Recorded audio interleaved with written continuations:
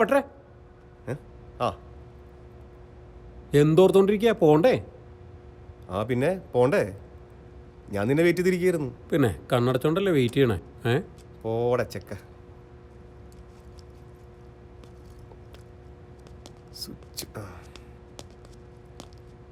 വൈകിട്ടെന്താ പരിപാടി?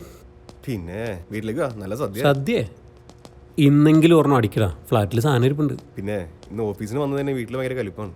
ഓ അതൊന്നും നോക്കണ്ട, നമുക്ക് രണ്ടെണ്ണം അടിച്ച് സെറ്റായിട്ട്.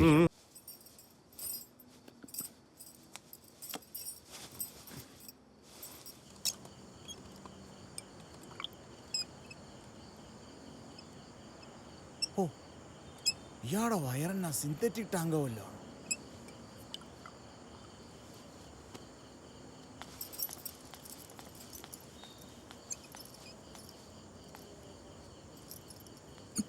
നിങ്ങളെ അവിടെ എല്ലാവരും തിരക്കും.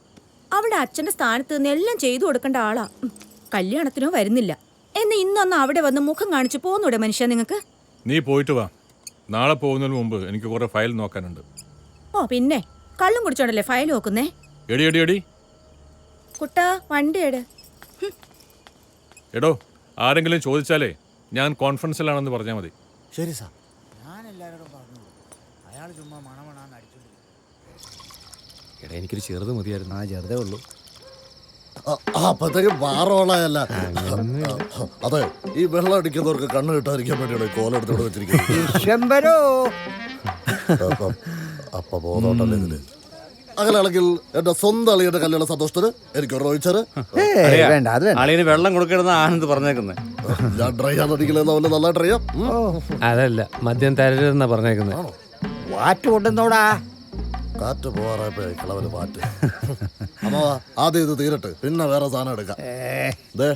ഇത് നിനക്ക്, ഇത് നിനക്ക്, ഇത് നിനക്ക്, ഇത് അപ്പുറത്തിരിക്കുന്ന അമ്മാന് കൊടുത്തത്. അളിയൻ എന്ത് പരിപാടി കാണിച്ചു? സോറി, ചേസ് പറഞ്ഞു കഴിഞ്ഞാൽ എല്ലാ കുടിയന്മാരും ഒറ്റക്കെട്ടാണ്.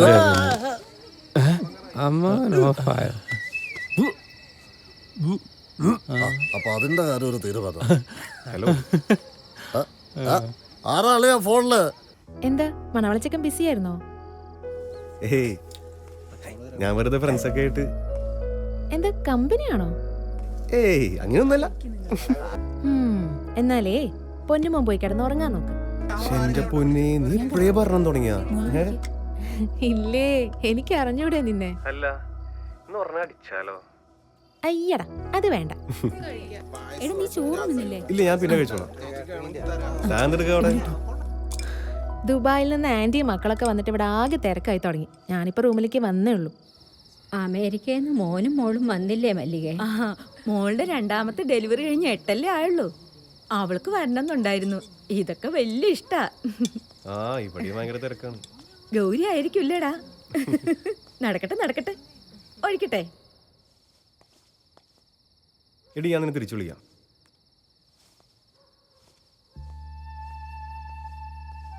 അമ്മ എന്താ ഇവിടെ തനിച്ച്? നിന്റെ അച്ഛനുണ്ടായിരുന്നെങ്കിൽ. അമ്മ ഇന്ന് പോയേ, അപ്പുറത്ത് എല്ലാരും സന്തോഷമായിട്ടിരിക്കുമ്പോഴാണ്. വാ, നമുക്ക് കഴിക്കാം. വാ. അവന്മാരെവിടെ? അവരെ കൂടെ വിളിക്കേ. അവരപ്പുറത്ത് പണിയിലാന്നേ. ഒരുപാട് പണിയെടുത്ത് ശരീരം കേടാക്കണ്ടെന്ന് പറ അവന്മാരോട്.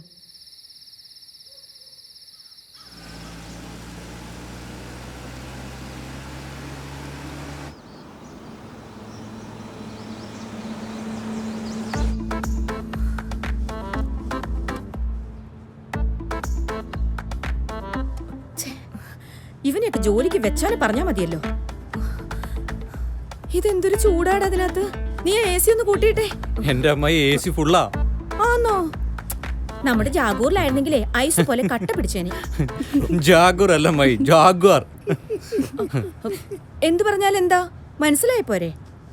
രാവിലെ വരാന്ന് പറഞ്ഞവനാ, ഇപ്പൊ വിളിച്ചിട്ട് ഫോണും എടുക്കുന്നില്ല. ആരാ അമ്മായി? ആരെയാ വിളിച്ചേ? കുട്ടൻ. അവനുണ്ടായിരുന്നെങ്കിൽ ഇതിലിങ്ങനെ തിങ്ങി ഞെറിഞ്ഞു പോണ്ടായിരുന്നു. ഇങ്ങ് വരട്ടെ.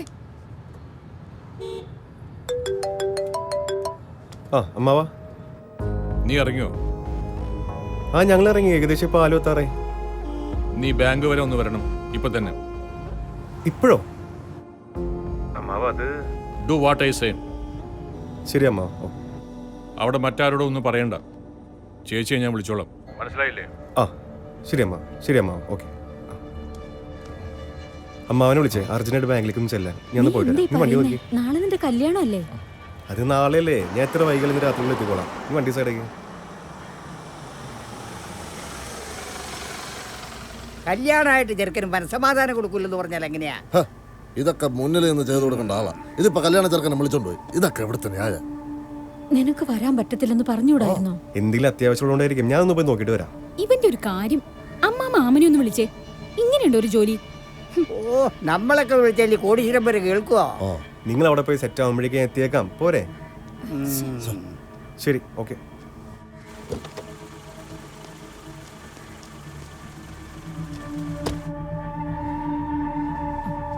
രുക്മിണി ടെൻഷൻ അടിക്കണ്ട. അങ്ങേർക്കല്ലെങ്കിൽ എപ്പോഴും തലയിൽ ബിസിനസ് മാത്രമല്ലേ ഉള്ളൂ. ഒന്നും അല്ലെങ്കിൽ അവന്റെ അമ്മാവനല്ലേ, അവനങ്ങ് എത്തിക്കോളും.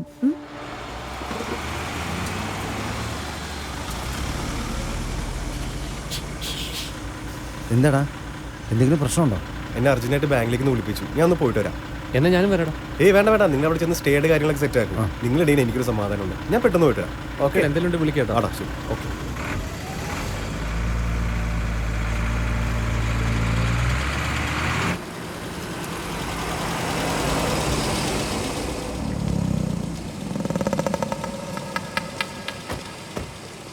വണ്ടി ഫ്രണ്ടിലേക്ക് ഇട്ടു.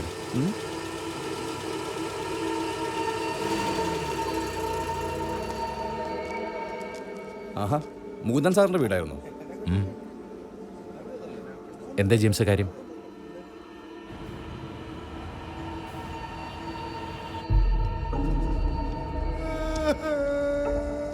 നിന്ന് മോങ്ങാതെ കാര്യം പറയണോ.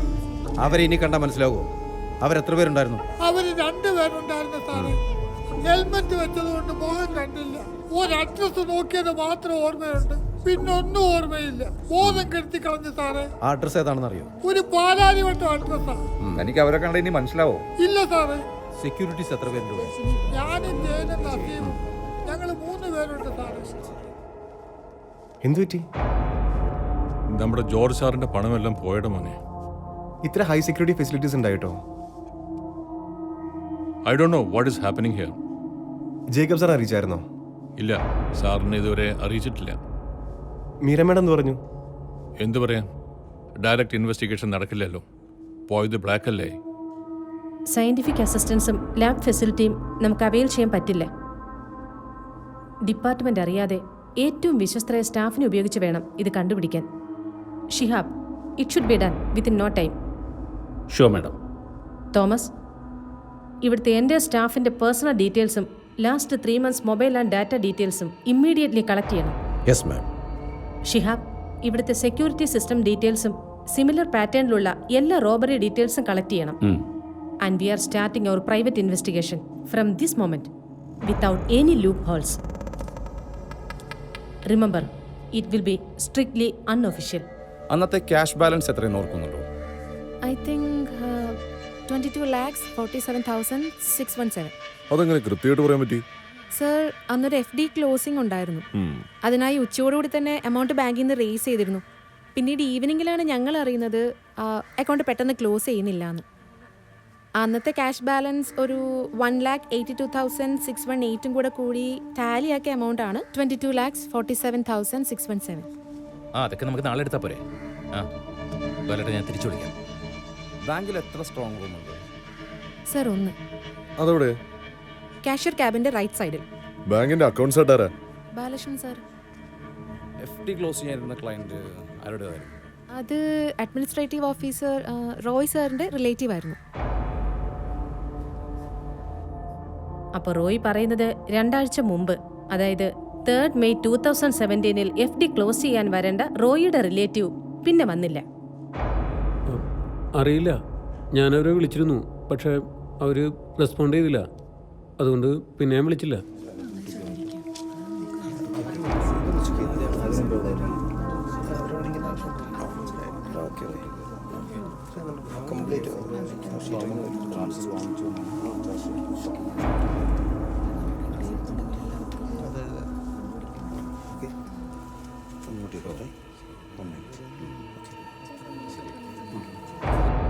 Okay Roy, sorry. Thank you for your corporation. It's okay ma'am.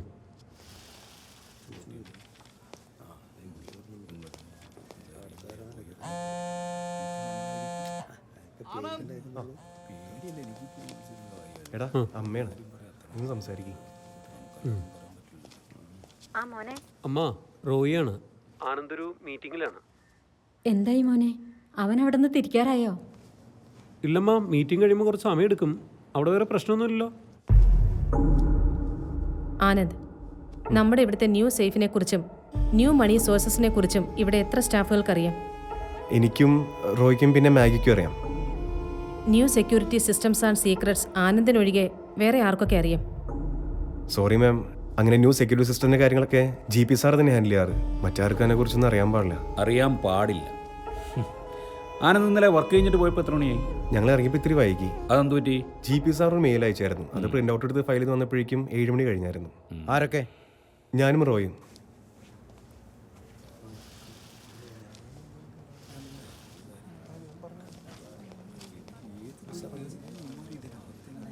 അമ്മ എന്ത് പറഞ്ഞു? നീ പുറപ്പെട്ടോന്ന് അറിയാൻ വേണ്ടി വിളിച്ചാ.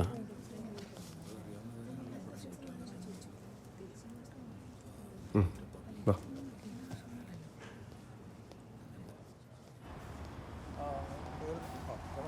ഫ്ലാറ്റിൽ നിന്ന് കയറണം. ആടാ, പെട്ടെന്നാണ്.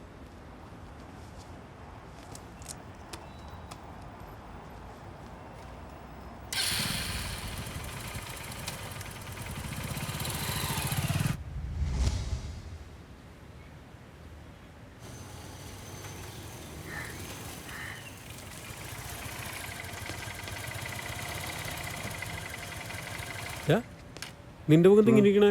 നീ ഫേഷ്യൽ ചെയ്തില്ലേ? ഏയ്, അതിനൊന്നും സമയമില്ല. എടാ, നീ ആ സാബുവിൻ്റെ കടയിലേക്ക് ഇല്ല, അവൻ ചുള്ളനാക്കി തരും. നീ ഒന്ന് പോയേ, നമ്മൾ വൈകും. നമ്മൾ ഇപ്പം തന്നെ വൈകി. എടാ, ഇല്ലാന്ന് അവനോട് പറഞ്ഞാൽ മതി. ആ സമയത്ത് ഞാൻ പോയിന്ന് ഫ്രഷ് ആവും. രാവിലെ ഇറങ്ങിയാ ചെല്ല് ചെല്ല്.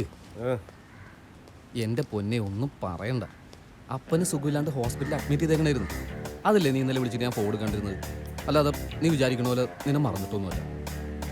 പാറു, നീ അല്ലാതെ വേറൊരാളോ? അതും എൻ്റെ ലൈഫിൽ. It's impossible. നിനക്കെന്നെ അത്രയ്ക്ക് വിശ്വാസമില്ലേ പാറു? എനിക്കറിയാം നീ എന്നെ പറ്റിക്കുകയാണെന്ന്. നീ എന്നെ അങ്ങനെയാണ് കണ്ടിരിക്കുന്നത് അല്ലേ? ഓക്കെ പാറു, ഇനി ഞാൻ നിന്നെ ബുദ്ധിമുട്ടിക്കുന്നില്ല. ബൈ. അയ്യോ, വെക്കല്ലേ. സോറിടാ, നീ ഇന്നലെ ഫോൺ എടുക്കാത്ത ദേഷ്യത്തിൽ ഞാൻ പറഞ്ഞല്ലേ. പെണങ്ങല്ലേടാ. അങ്ങനെ വഴിക്ക് വാ. അതെ, പപ്പയും മമ്മിയും കോട്ടയത്ത് ചേച്ചിയുടെ അടുത്ത് പോയിരിക്കുക. 2 ദിവസം കഴിഞ്ഞേ വരും. ഡാഡി മമ്മി വീട്ടിലില്ല, തടപോടെ ആരുമില്ല. വന്നാ എന്ത് തരും? എന്നാ നീ റെഡി ആയിരുന്നോ? ഒരു സർപ്രൈസുമായി ഞാൻ ഉടനെ എത്തും. പാറു, നീ ഫോൺ വെച്ച്. അമ്മ വിളിക്കുന്നു. ഇല്ലടി, വെക്ക്. ഹായ് ശാലു.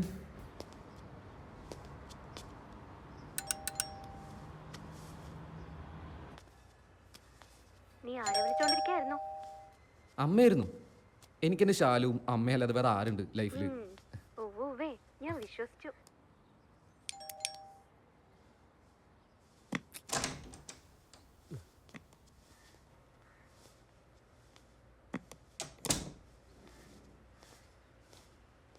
ഒറ്റയ്ക്കുള്ളൂ? വേറെ ആരാ? ഞാൻ ഇവിടെ പറഞ്ഞത്. അല്ലല്ല, ഞാനിവിടെ ഒറ്റയ്ക്കാണെന്നാ പറഞ്ഞത്. എന്നിട്ട് എന്താണ് പരിപാടി? ഇറങ്ങണ്ട.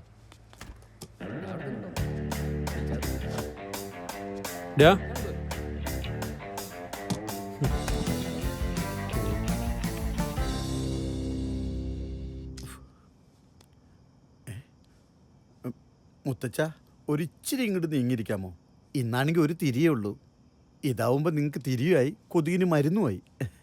പ്ലീസ്. അളിയ, ഈ ക്രീം ശരിക്കൊന്ന് വലിഞ്ഞോട്ടെ, എന്നിട്ട് തുടങ്ങാട്ടോ. അനങ്ങരുതേ. ഇല്ല. ആ, അരെ ബായ് ബായ്, കാം കരോ. ബാലോ ചൂലോ കീർ പാനി മോർ. ആ, ശരിക്കും ഇതെന്തിനെ വെള്ളേക്കുന്നേ? വെട്ടാനുള്ള മുടിയാണിത്, വളർത്താനുള്ള ചെടിയൊന്നുമല്ല. ഇതെന്താ കടന്നൽ കൂടാ? ഫ്രീക്കാണ്. ഒറ്റ വീക്ക് തന്നെ അങ്ങോട്ട്. ചേട്ടത് ഇപ്പം അങ്ങനെ തീരുമോ? ഒരു 10 മിനിറ്റ്. 10 മിനിറ്റാ? ചേട്ടാ, എനിക്ക് ജോത്സ്യനെ കാണാൻ പോണ്ടേണ്. ഇപ്പഴാ? 8 മണിക്കാണ് ടോക്കൺ. വീട്ടിലേ ദേവിയുടെ വരത്ത് പോക്കണ്ടെന്ന്. ചേട്ടാ, ഞാൻ പോട്ടെ. ശരി എന്നാ. യവന്റെ വീട്ടിൽ ദേവിയുടെ അല്ല, വല്ല ബേബിയുടെയും വരത്ത് പോക്കായിരിക്കും. യവൻ ഈ മുടിയും താടിയൊക്കെ വേണ്ടി വൃത്തിയായിട്ടായിരുന്നു. ഒരു ബേബി ഇവന്റെ വീട്ടിൽ വരില്ല അല്ലേ? ഫോൺ എടുക്കുന്നു.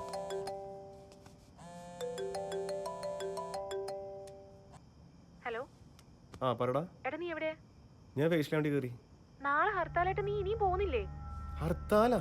അയ്യോ നീ അറിഞ്ഞില്ലേ? ഇല്ല, ഒരു മിനിറ്റ്, ഞാൻ തിരിച്ചു വിളിക്കാം. ശരി ശരി. സർക്കാരിന്റെ ജനവിരുദ്ധ നയങ്ങൾക്കെതിരായുള്ള തുടർ പ്രതിഷേധ നടപടികളുടെ ഭാഗമായി ADF സംസ്ഥാനമൊട്ടാകെ 24 മണിക്കൂർ മിന്നൽ പണിമുടക്കിന് ആഹ്വാനം ചെയ്തു. 2 ആഴ്ച കാലമായി തലസ്ഥാനത്ത് ADFന്റെ നേതൃത്വത്തിൽ നിരാഹാര സമരം നടന്നുവരികയായിരുന്നു.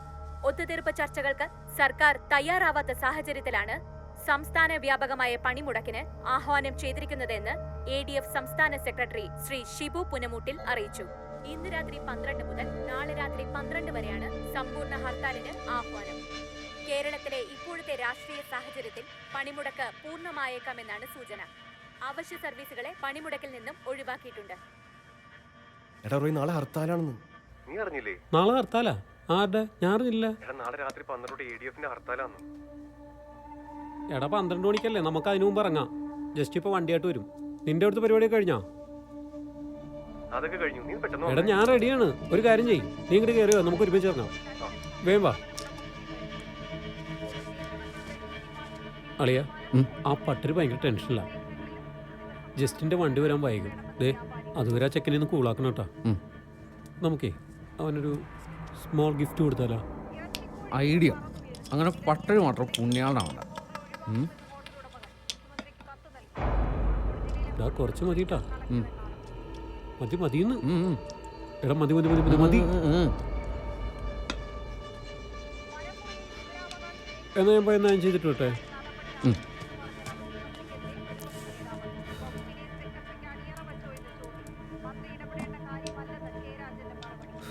ശരിയാക്കി തരടാ.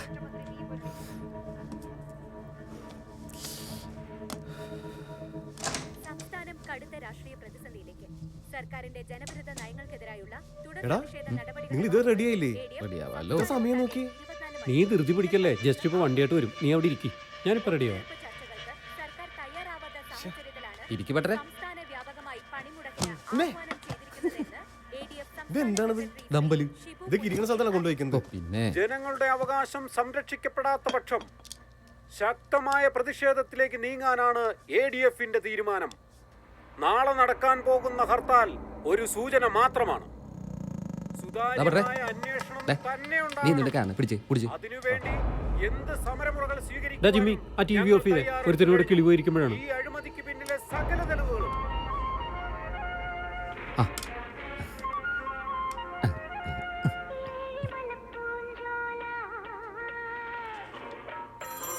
ഫോണടിക്കണ്ട. ആ ജസ്റ്റിനെ പറയടാ. എന്തായി? നീ എപ്പോഴാ വരണേ? എന്താ? ഇല്ലടാ പറയാം.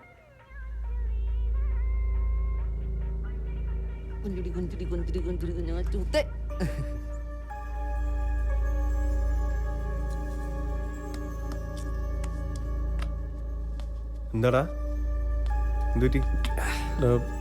ജസ്റ്റും വരില്ല, അവൻ്റെ അപ്പം ഹോസ്പിറ്റലാ. അയ്യോ ഇനിയിപ്പോ എന്ത് ചെയ്യും? അവൻ മോളെ പോട്ടറാ. നമുക്ക് വെള്ളത്തൂലരെ പോയപ്പോരെ 3 മണിക്കൂറത്തെ കേസുള്ളൂ. നമുക്ക് ബൈക്ക് എടുത്ത് പോടാം. നിനക്ക് വല്ല വട്ടുണ്ടോ? പാതിരാത്രി കള്ളു കുടിച്ച് ബൈക്കിൽ, അതും ഹൈ റേഞ്ച്. ഞാൻ വല്ല ടാക്സി ഇട്ടു നോട്ടെ. എന്റെ ഗാഡി നീ അണ്ടി വേണാൻ പോലെ വിഷമിച്ചിരിക്കുന്നു. ഉഷാറാവടാ. ഭൂലോകത്തിന്റെ ഏത് കോടിലാലും ഞാൻ നിനക്കൊണ്ട് എത്തിച്ചിരിക്കും. നീ അങ്ങോട്ട് വലിച്ചേ. വലിക്കടാ. എന്ത് വലിക്കാ? എന്നാ കുടിക്കി.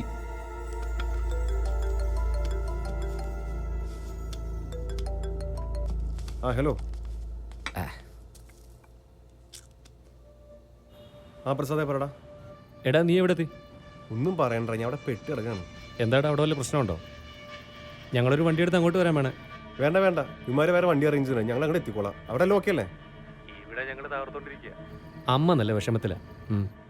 ആ അമ്മയോടൊന്നും പറയണ്ട, ഞാൻ വന്നുകൊണ്ടിരിക്കാന്ന് പറഞ്ഞാൽ മതി. ശരിയടാ പറയാം. ശരിയടാ എന്നാ ബൈ. ചേട്ടാ ഇപ്പോൾ 9:30 ആയിട്ടുള്ളൂ.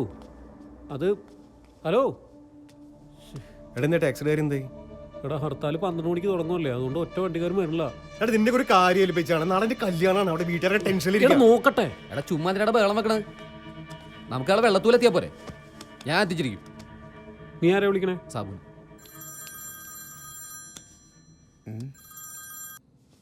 ഹലോ എടാ സാബു, നമുക്ക് ഉടനെ വെള്ളത്തൂല് പോകണം. എപ്പോ? ഇപ്പോ. എടാ നാളെ നമ്മൾ പോകാന്നല്ലേ തീരുമാനിച്ചേക്കണത്. എടാ അത് ശരിയാവൂലെന്ന്. നമുക്ക് ഇപ്പം തന്നെ വെള്ളത്തൂല് പോകണം. നീ വണ്ടി എടുത്തുകൊണ്ട് വാ. എൻ്റെ വണ്ടിയോ? അതൊക്കെ മതി. ഹർത്താൽ വേണ്ടി പറയാൻ വണ്ടിയൊന്നും കിടത്തില്ല. പെട്ടെന്ന് വാ. ഒന്ന് ഓക്കെ, ഞാൻ വരാടാ. ഓക്കെ പട്ടേ, എല്ലാം ഓക്കെ. ഇപ്പൊ നിനക്ക് സമാനമില്ലേ? ഓക്കേണാ? ആ പിന്നെ അടിപൊളി. ഓഫ് എൻ്റെ അമ്മോ. അപ്പൊ ഇതുമായിട്ട് ചേർന്ന് പോകുന്ന ഒരു പാട്ടായിക്കോട്ടെ അടുത്ത പാട്ട്. കുപ്പിപ്പാട്ട് എന്നാണ് ഈ പാട്ടിന് എല്ലാവരും ഓമന പേരിട്ട് വിളിക്കുന്നത്.